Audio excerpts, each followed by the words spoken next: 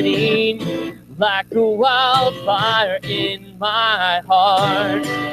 Sunday morning, hallelujah, and it's lasting all week long. Can you hear it? Can you feel it? It's the rhythm of a gospel song. Won't you choose it? You will lose it. Oh, there ain't nothing gonna steal my joy. I've got an old church choir singing in my soul. I've got a sweet salvation and it's beautiful. Got a heart overwhelming 'cause I've been restored. Oh, there ain't nothing gonna steal my joy. No, there ain't nothing gonna steal my joy.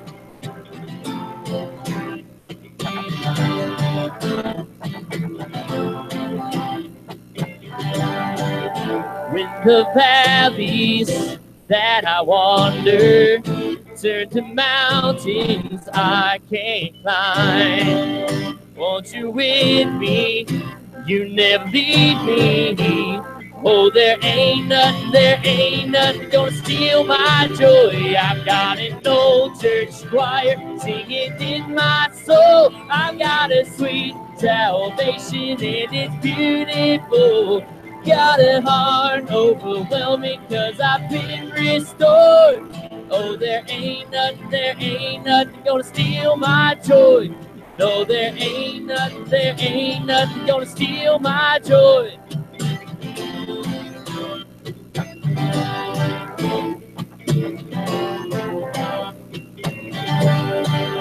Clap your hands and stomp your feet till you find that gospel beat, 'cause it's all you'll ever need. All you'll ever need. Clap your hands and stomp your feet till you find that gospel beat. It's all you'll ever need. All you'll ever need. Yeah, I've got an old church choir singing in my soul. I've got a sweet salvation and it's beautiful. I've got an old church choir singing in my soul. I've got a sweet salvation, it's beautiful. I've got a heart overwhelming 'cause I've been restored. Oh, there ain't nothing gonna steal my joy. No, there ain't nothing gonna steal my joy. You may be seated. Good morning. What a way to start this beautiful Sunday morning. Welcome to First Christian Church of El Reno. We are so glad that you are here with us today. My name is Tara Dew, and I'm the Minister of Children and Youth. We are streaming on live stream every week. So it's on Facebook. Like and share what we're doing there so we can get our message out to the world. Please make sure that you sign the registers, the little leather pads at the end of the pews, and pass those down. We are glad to welcome today our interim Tip Cook and his wife Suzanne. Would you like to introduce your family that's here with you?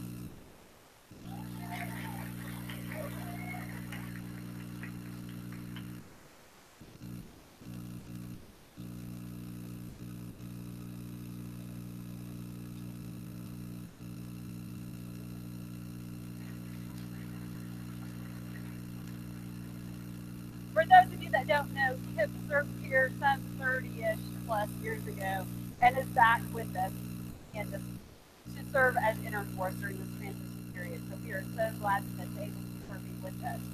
You would turn to the back of the bulletin for the events of the week. Today we will have financial peace. It will start at 3 o'clock today.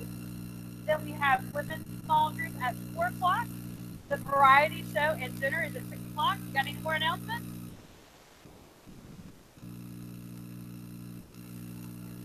Yes, the variety show today at 6. It's going to be here in the sanctuary for the better sound system, for the hall and everything down there too, the fellowship hall. But it's going to be a full evening of fun and festivities or whatever you want to call it. And then afterwards, we're going down. We're going to have a sloppy Joe dinner, and it's taking everything in me not to be. So slap it, yo, slap, slap. Oh, I did it anyway. So yeah, so please join us for the variety show. And if you can't be there this evening, just to let you know, it's a fundraiser for the music fund, which like sponsors all kinds of musical stuff we do. And if you want to keep our musical stuff, good stuff, anyway, please give to the music fund this evening. We'll just have a basket down there, so you don't have to feel like you have to give. So please come, 6 p.m. Fellowship Hall. Oh yeah, and just to remind the parents, the Sunday school class is doing a song, and also Children's Church is doing a song. So please have your kids there at like 10 till 6. So Miss Jeannie and Tara don't freak out that you're not going to show up. So, okay, thank you. Bye. All right. Tomorrow, Monday, we will be having task force meetings at 6 o'clock and board meeting at 6:45.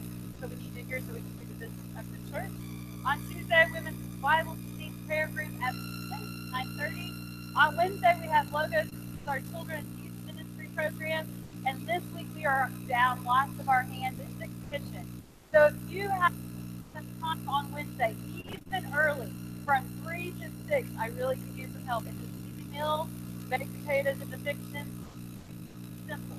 But I do need some helping hands in the kitchen on Wednesday night. We also have choir. On Thursday, we have prayer breakfast at Jenny's at 7:30. CWF was moved from last week to this week because of the funeral that was held. So it is this week at 9:30. And then we have lunch bunch for our high school students. And we need a couple more helpers for lunch bunch as well. We've got people that are visiting and traveling other places, so we need some helping hands. If you can help with either one of those two, please let me know. Are there any other announcements that we should be aware of? All right. Good morning, everybody. What a beautiful morning to be worshiping the Lord. If you all please stand and join us in worship.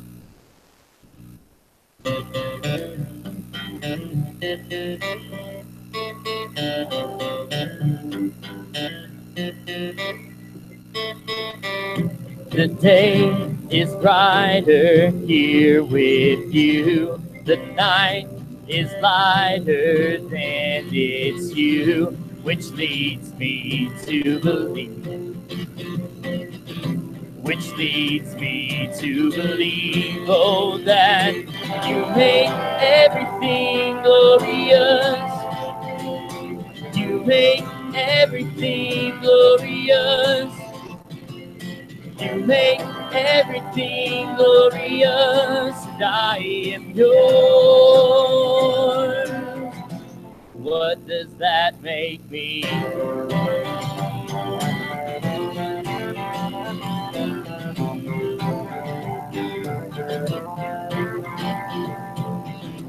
My eyes are small, but they have seen the beauty of enormous things, which leads me to believe there's light enough to see. Oh, that you make everything glorious. You make everything glorious. You make everything glorious, and I am yours. From glory to glory, you are glorious, you are glorious. From glory to glory, you are glorious, you are glorious, which leads me to believe why I can't believe you make everything glorious. You make everything glorious. You make everything glorious, and I am yours.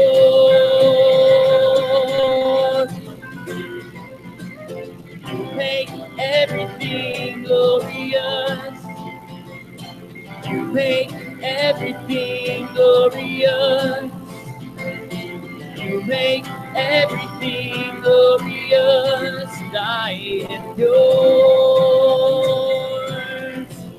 What does that make me?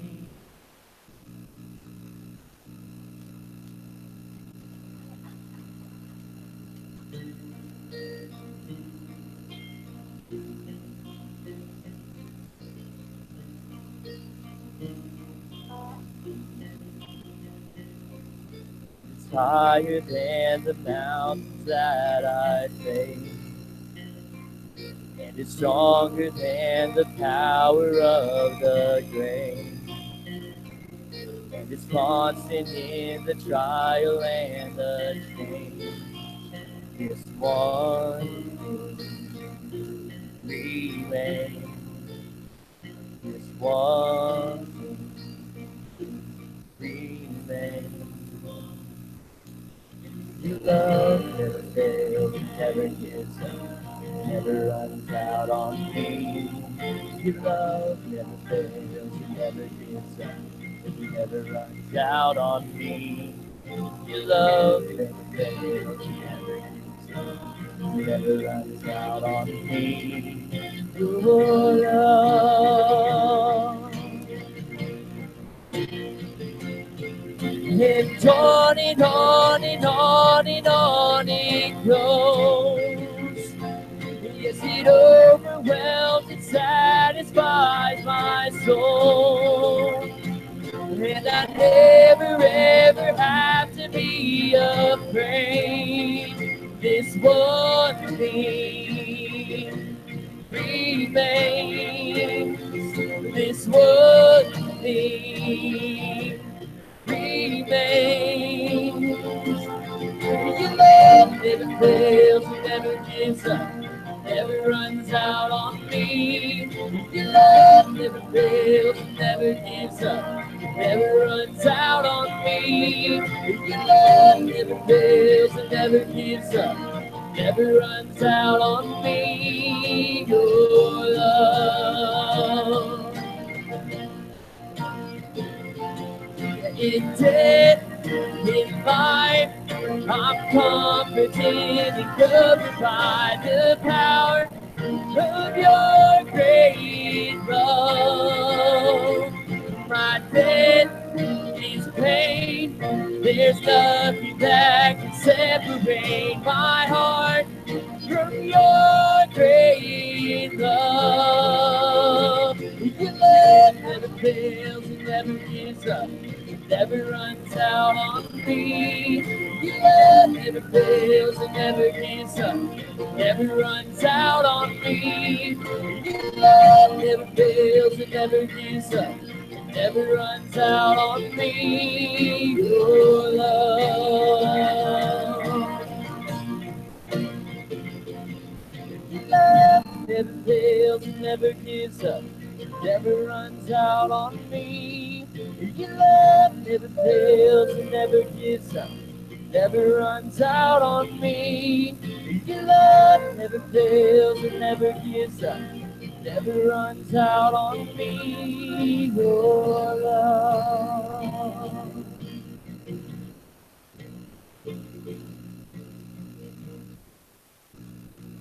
Pray with me. Father, we ask that I be here in your presence today, that we will see everything in our lives from that even resurrection God to us, so we may find strength and courage and always before us. Today we ask for your Holy Spirit to fall upon us. We so for us, our lives, God. We love you, Lord. This day, thank you for us, our Father.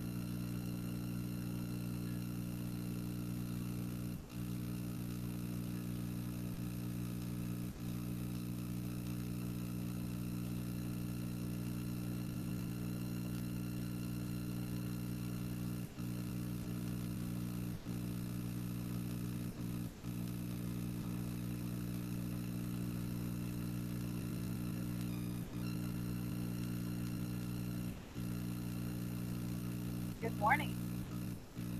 Okay, so I have a question for you today. Ready? Where have you seen God?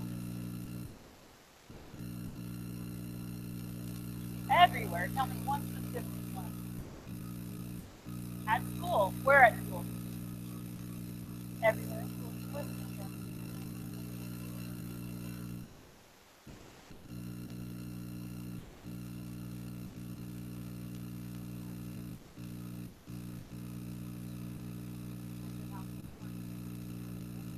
Our farm. Your house. Here, very good. So last night I was at P-Bar Farms with 15 of my craziest friends. And we were going through the corn maze and jumping over the mud, and then it got dark, and some of us were playing and miniature golf, and then the moon was coming up. Did anybody see the moon last night? Anybody see the moon? It was huge, okay? It was so big and so warm. It was beautiful. And then I tried to take a picture of it. It didn't really turn out, it never turns out the way it looks like. And then eventually the moon got all the way up, and it turned white as we were coming out watching the screen. It looks small now and just white. But we were playing miniature golf. Joan and I were in charge of playing. And I was thinking about what should I talk about for children's moment. And she said, look, Mom, it's your favorite shape. What do you think my favorite shape is? Nope. Nope. Nope. Nope. Anybody can guess what my favorite shape is that they haven't said already? A cross. You know it. You know it. So look at what we were getting ready to play on. You see that miniature golf? You see the shape of that hole?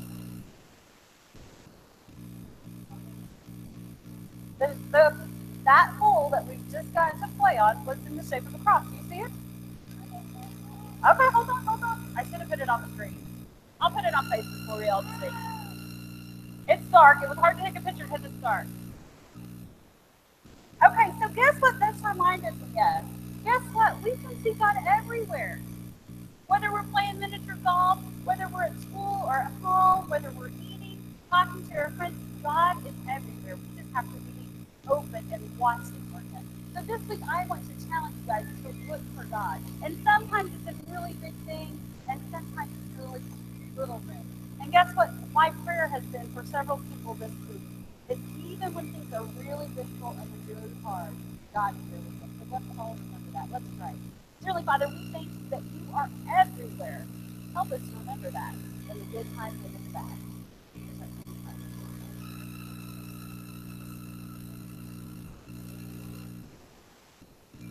Can you please join me in singing our prayer hymn?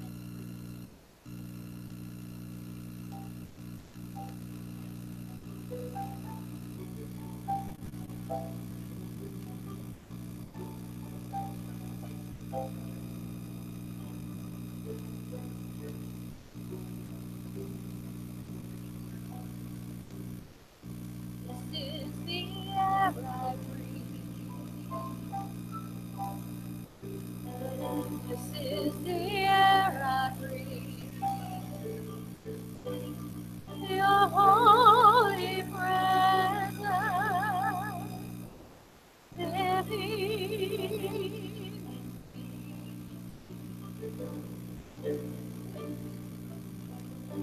This is my daily bread. This is my daily bread.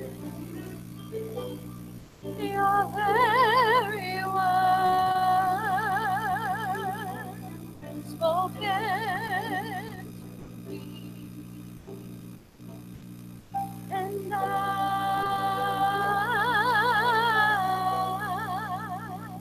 I'm desperate for you,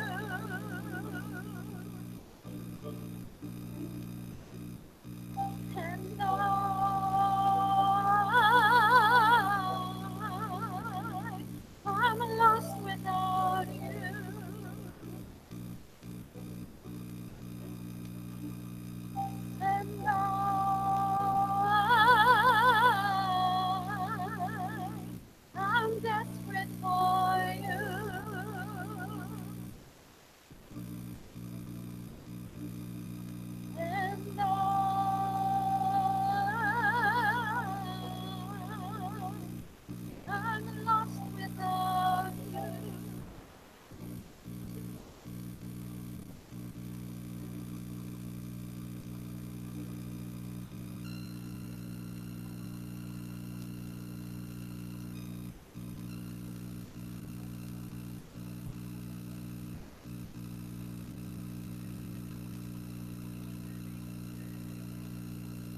our time for joy in the Son, we can have joy in His Son.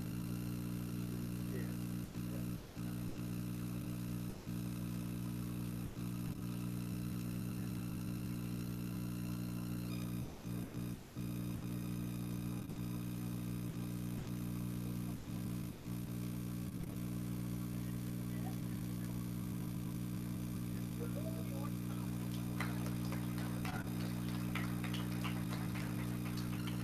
Congratulations, that's one position. Thank you. Anyone else?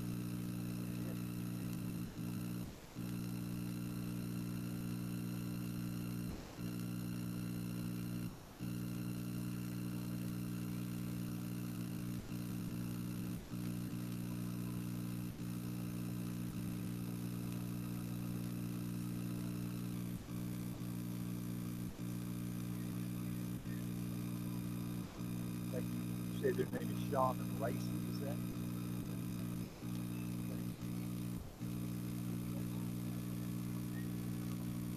Anyone else?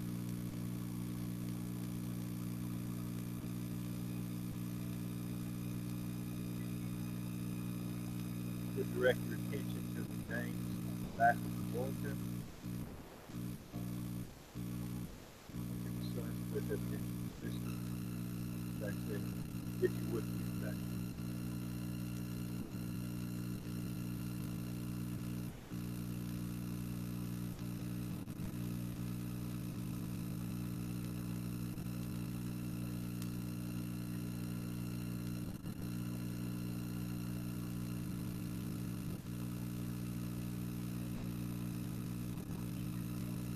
Living God, we come to you now in worship, grateful for this time of worship, believing that you have called us to this place.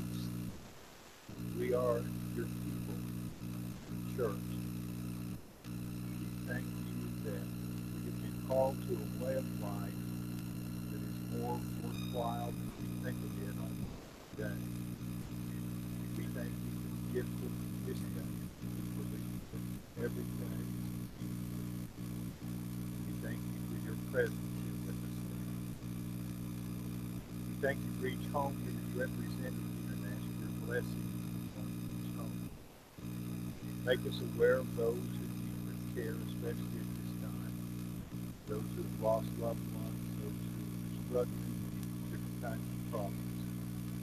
As always, we remember our military personnel and their families. As part of our worship, we come seeking forgiveness.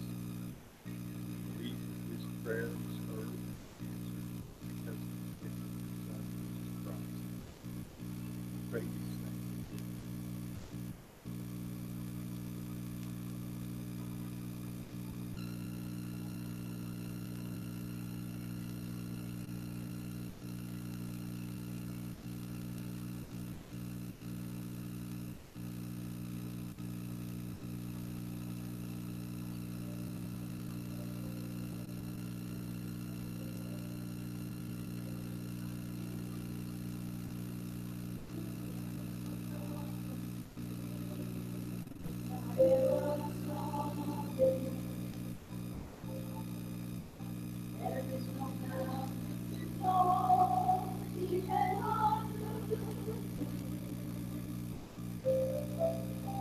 There is no stone too hard, God cannot contain.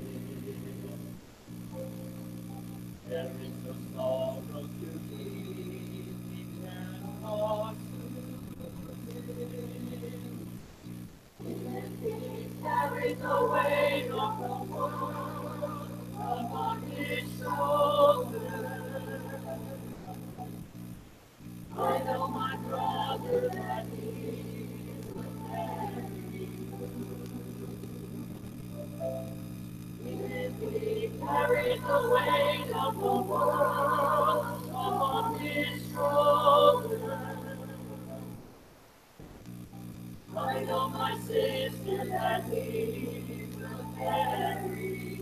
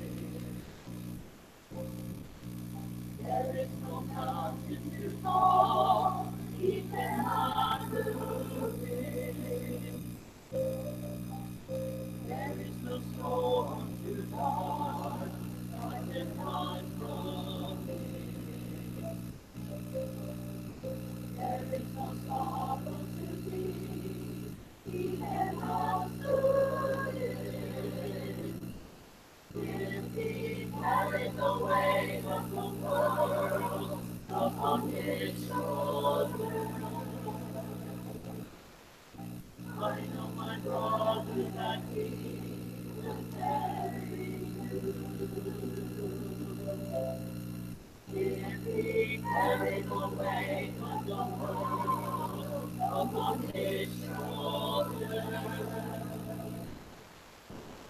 I know my sister that he will carry.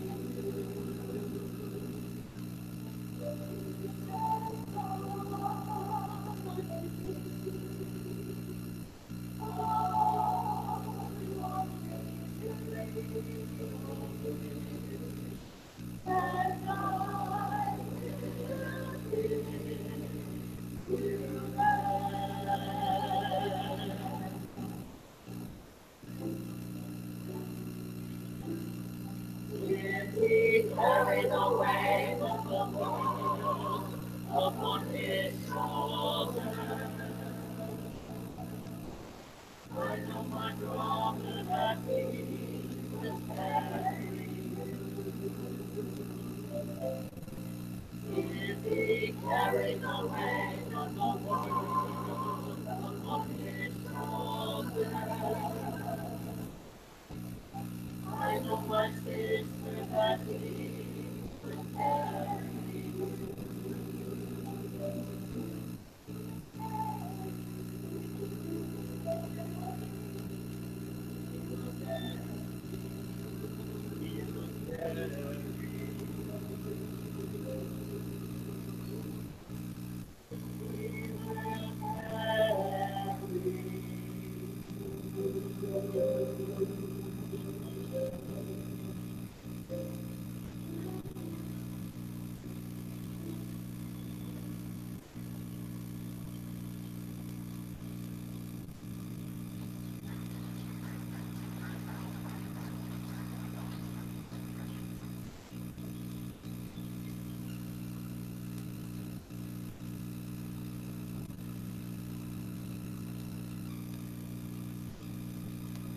Thank you, choir.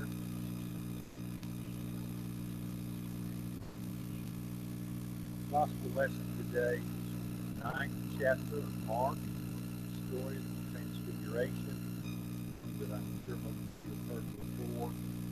An unusual story, a strange story, not the kind of thing you hear about today. If you will listen closely to hear the scripture.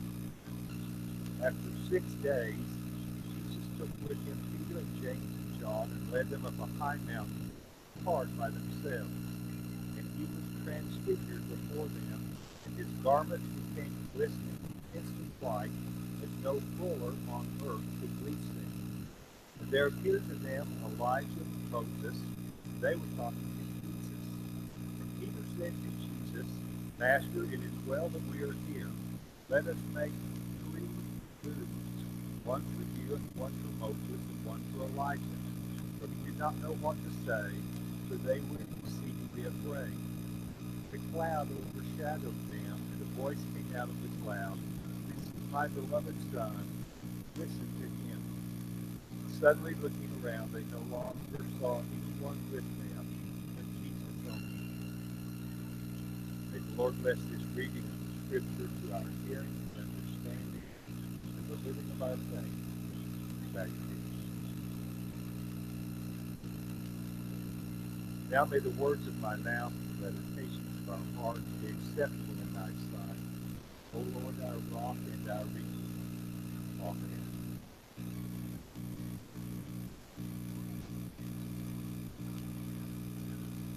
Thank you. There are no better words to speak of our faith than the words thank you. Thank you for inviting Suzanne and me to be with you again.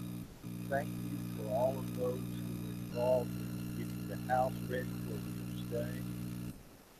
Thank you even for those who saw that the cable was hooked up so we could watch that football game yesterday. After the way the game turned out, I'm going to call Cox and ask for a refund.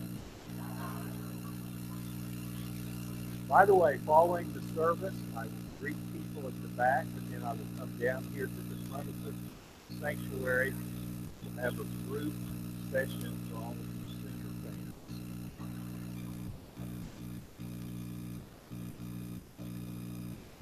Thank God always in our faith, our first and last word to God is thank you. I suppose it would be possible to preach a series of sermons on gratitude. I noticed in the church paper a few weeks ago that Ron was preaching a series of sermons his last two Sundays here. Ministers like to do that. Parables, the Ten Commandments, the Beatitudes, miracles of Jesus, all of these would be topics for a series of sermons. And today, I am continuing a series of sermons that I started here 40 years ago. In 1977, when we moved here, I think I was around 15. I got an early start in ministry. Some of you might or might not remember this. I think it was on our last Sunday here. I told the story about the young minister, or the young man who was thinking about going into ministry. He knew an older minister who was retired. He respected him a great deal. So he went and talked to the old minister. But the old minister knew the young man well and knew that he was not well suited in ministry. So he said to the young man, pray about this. This might not be the best thing for you to do. And so the young man left. He went out into the country, prayed to God, and looked up into the heavens. And there was a cloud, and in the cloud, he saw the letters PC. Excitedly, he ran to the old minister and said, I got a message from God. It means preach Christ. The old minister said, it might mean preach Christ. It might mean plant corn. If you remember when I told that story, I said that I prayed a similar prayer, looked up into the heavens, and saw a cloud that said PC, and the letter PC stood for Ponca City. That was where we moved from here. Judy Canby, bless her heart, she said the letters PC might mean present church. Judy, after all of these years, I figured out that what the letters meant were really past church. And so I have returned here today.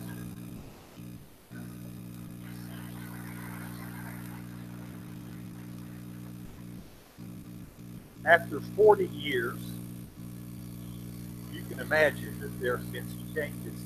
I like what you've done with the place.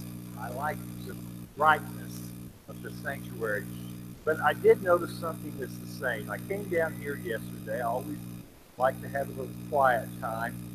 And I remember being here for several years before I noticed that this pulpit, which ministers call the sacred desk, this sacred desk opens. And after we had been here a few years, and I realized it opened, I looked in there and mainly filled with dust.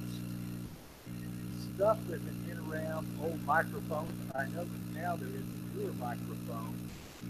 But I noticed a couple of things that might have been here 40 years ago.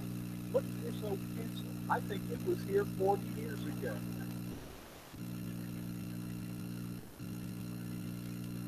Some things have changed, certainly, but some things are the same.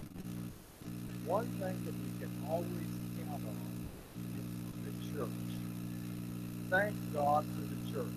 I believe in the church. I wouldn't be here doing this if I did not believe in the church. And saying I believe in the church is another way of saying I believe. And even more important, God believes in you. God has trusted the message of good news. So you might understand that hopefully I have learned a few things in 40 years, and I decided to share some of those with you today. After over 40 years in ministry, I have learned to take myself less seriously and to take our faith more seriously. After 40 years, I have learned about the importance of prayer. I pray for you, but I ask for your prayers also. I came across a wonderful saying years ago. There is no power in pulpit until there is prayer. Whoever your minister will be, called to be your permanent minister, will need your prayers. After 40 years in ministry, I have learned how important joy is as a part of our faith.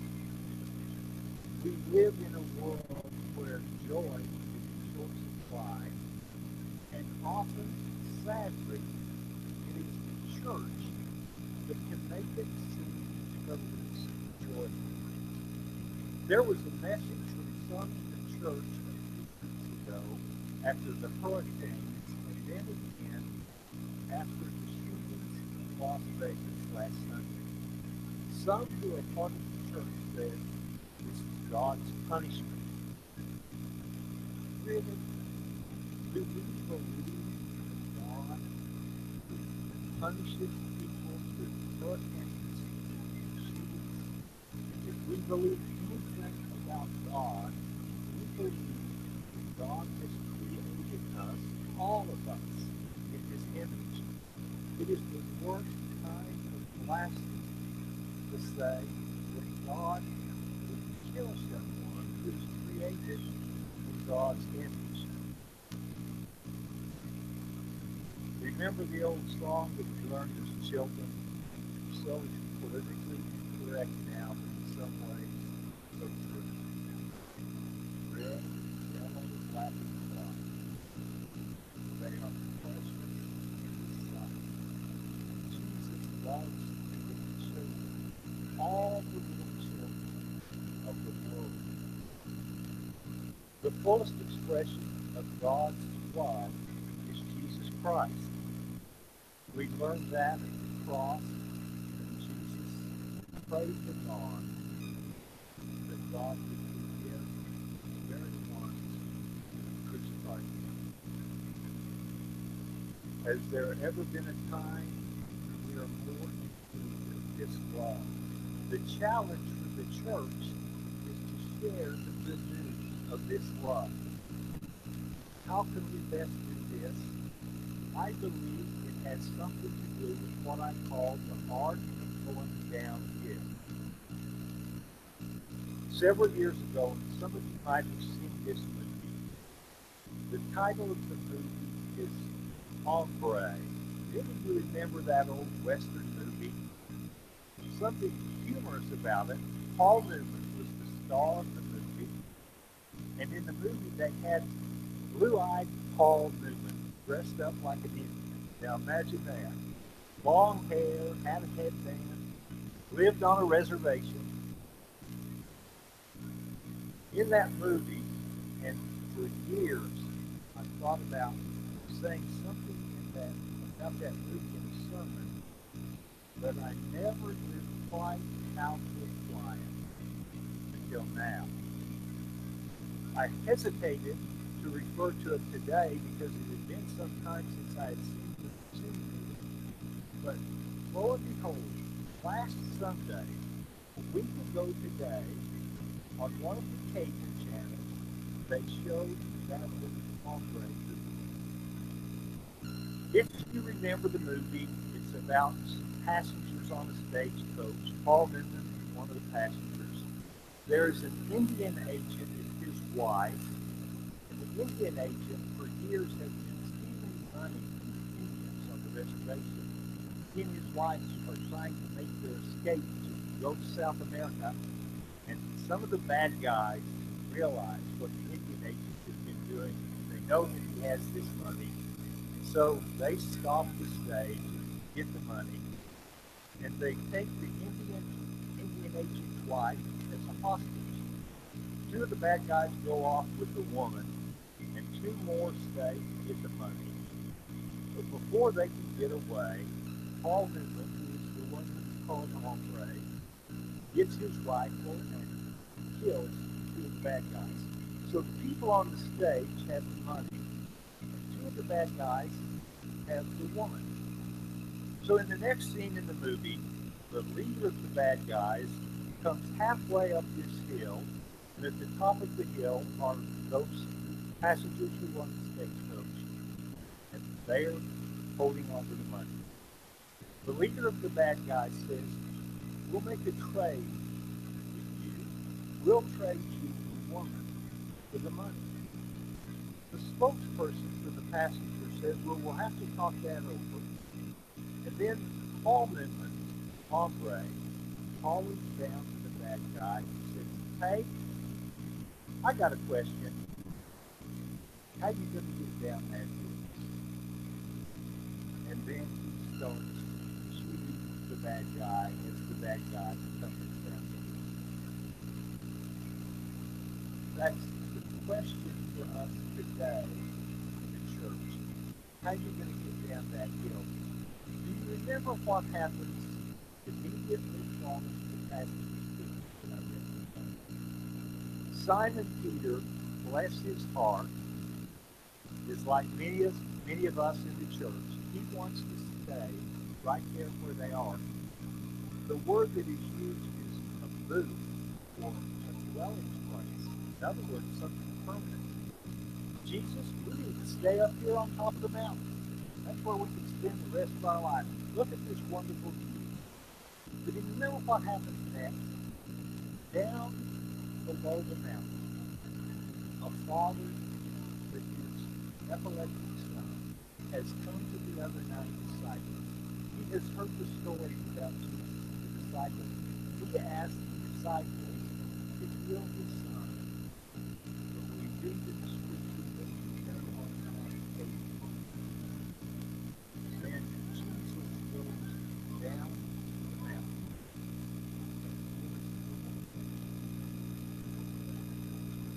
As bad as things are in the world today, we could gather together and just talk about how bad things are.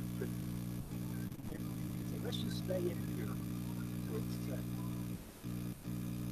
But that's not what our faith calls us to do. Our faith calls us to go downhill, out into the world. All of us are going downhill, whether we realize it. Even if we're not past the midpoint of our earthly life, the minute we're born, we begin to die in some way. We have cells that are dying every day. We're all going downhill. The choice we face is this. Will we become bitter or better? Will we become joyous or judgmental? Will we decide to live with faith or with doubt? Each of us will decide that what we do today. The question remains for each of us. How are you going to get down there?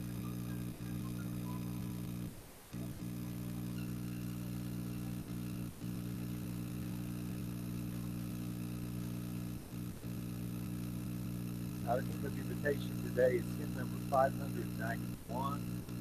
If you are here and have not confessed Christ as Lord, we invite you to come and make that confession now. If you're visiting with us and desire to join our church by transfer of membership, we would welcome you to sing this hymn. Please sing. Let's sing the mighty power of God, which is in verses 1 and 2.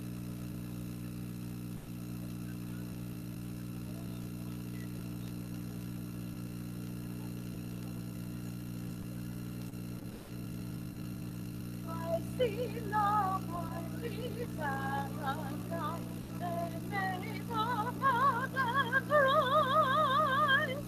Let's spread the glory abroad and build all of His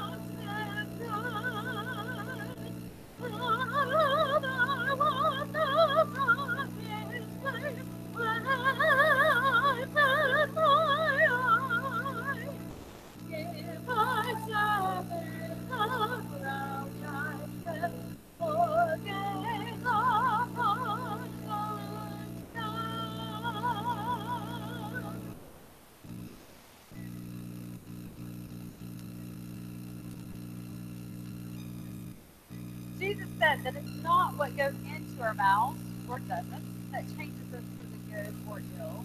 It's what comes out of our hearts. This is true at the table as well. It's not the bread and cup that changes us. It's what they represent.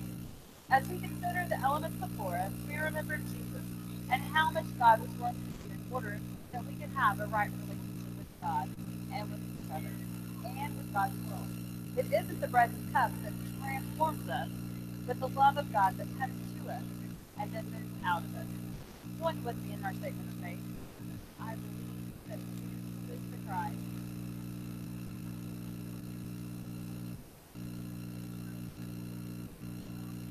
Number 323, let us break bread together. Let us break bread together.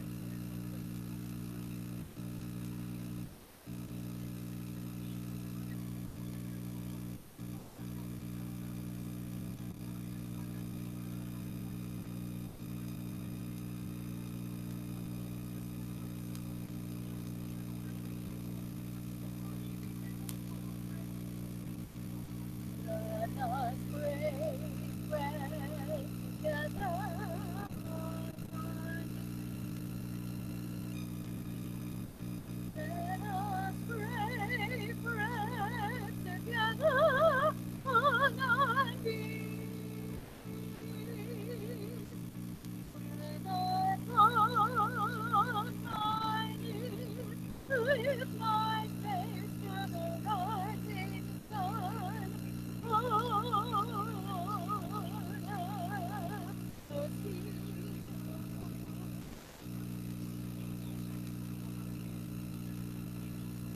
Let us drink the cup together on our knees. Let us drink the cup together on our knees. When I fall on my knees, lift my face to the rising sun. Lord, have mercy on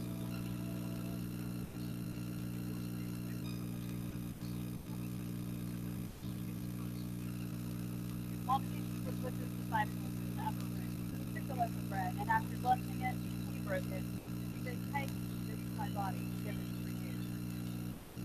And then in the same manner, he took the cup. And after giving thanks, he said, "Drink from it all of you. This is the blood of the covenant poured out for many for the forgiveness of sins. I tell you, I will not eat of this bread or drink of the cup until my Father's house." Let us pray. Lord, we pray that you would still our minds, quiet our hearts, and give us our table today. We ask that you draw each one of us into your purpose and take together the bread and cup. We're grateful for you. We pray all this in Jesus' name.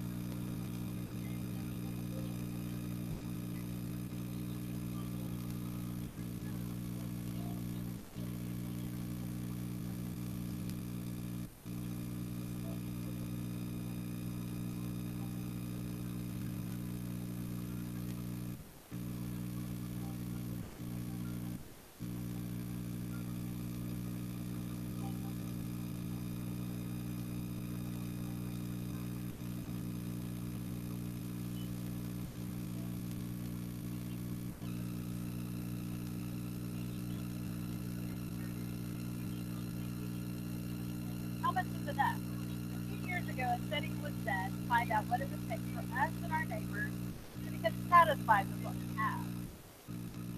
Interesting, the answer was the same, whether the respondents were rich or poor, smack dab in the middle. The answer is 20%.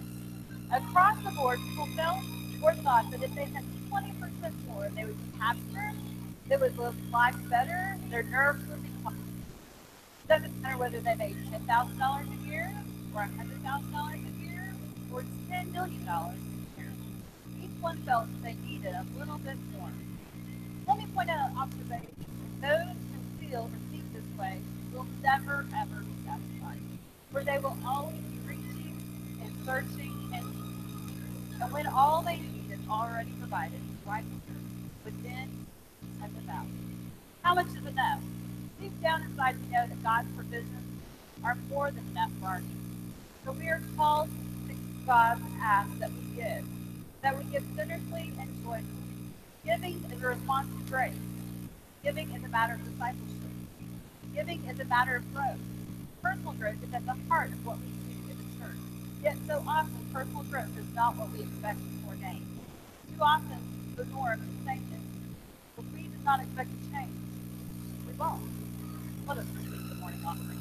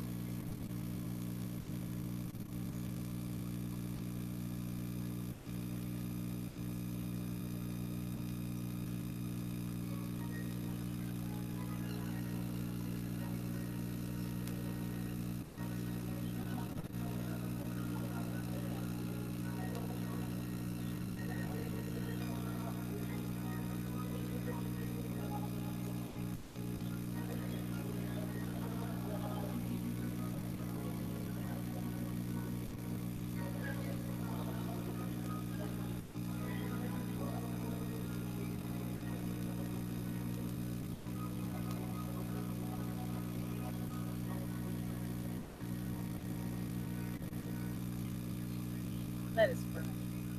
We come to your throne with humble hearts, as we are so thankful for the blessings you give us daily. Father, I pray as we come to our office and that we always think about the fact that that night is belongs to you. May we never withhold what good increases that we saw in our hearts and gladness. We love you.